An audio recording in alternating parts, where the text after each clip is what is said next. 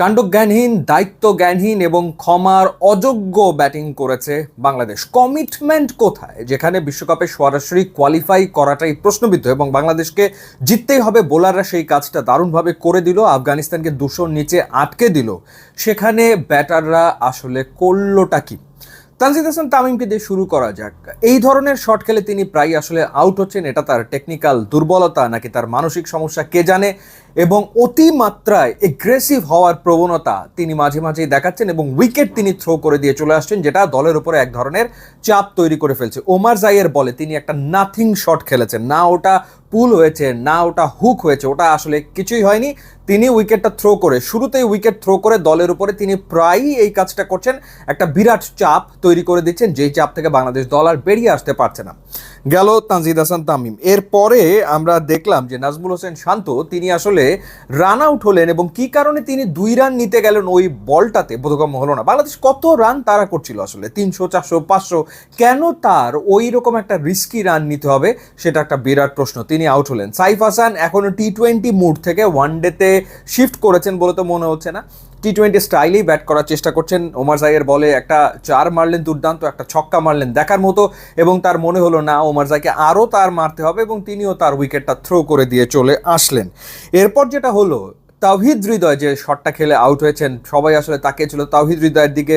যেহেতু তিনি আগের ম্যাচে 50 করেছেন, সুতরাং তিনি একটা ভালো ইনিংস খেলতে পারলে বাংলাদেশ ম্যাচটা জিতে নিতে পারে। কিন্তু রাশিদ খানকে তিনি যেভাবে করে ছক্কা মারার চেষ্টা করলেন, টি20 এশিয়া কাপে যেভাবে শাহিনশাহ আফ্রিদিকে একটা উদ্ভট শট খেলতে চেয়েছিলেন তাওহিদ হৃদয়, ঠিক ওরকম একটা উদ্ভট শট তিনি খেলতে চেয়েছেন রাশিদ খানকে। কেন, কি কারণে? বাংলাদেশ কত রান আসলে তাড়া করতে নেমেছে। রাশিদ খানের যদি 2-3টা ওভার বাংলাদেশ মেডেন দিয়ে দেয়, তাতে কি যায় আসে? মানে ওভার প্রতি 4-এর কম রান লাগে বাংলাদেশে, সেখানে রাশিদ খান একমাত্র বোলার, তাকে ছেড়ে দিলে হয়, তার ওভারগুলো পাশ কাটিয়ে গেলেই হয়, তাকে 2-3-4টা মেডেন দিয়ে দিলেও কিছু যায় আসে না। না, মানে রাশিদ খানকে বড় বড় ছক্কা মারতেই হবে, এবং ঠিক একই কাজ করেছেন নুরুল হাসান সোহান, এবং ততক্ষণে তো খেলা আসলে শেষ, বাংলাদেশের হাত থেকে বেরিয়ে গেছে। জাকের আলী অনেকক্ষণ ধরে উইকেটে টিকে ছিলেন, এবং শেষমেশ তিনি যে শটটা খেলে আউট হয়েছেন, সেটা আমার কাছে মনে হয় শতাব্দী সেরা একটা বাজে শট। মানে এটা কি শট তিনি খেললেন এতক্ষণ ক্রিজে থেকে উইকেটে সেট হয়ে, তিনি আসলে কি খেললেন?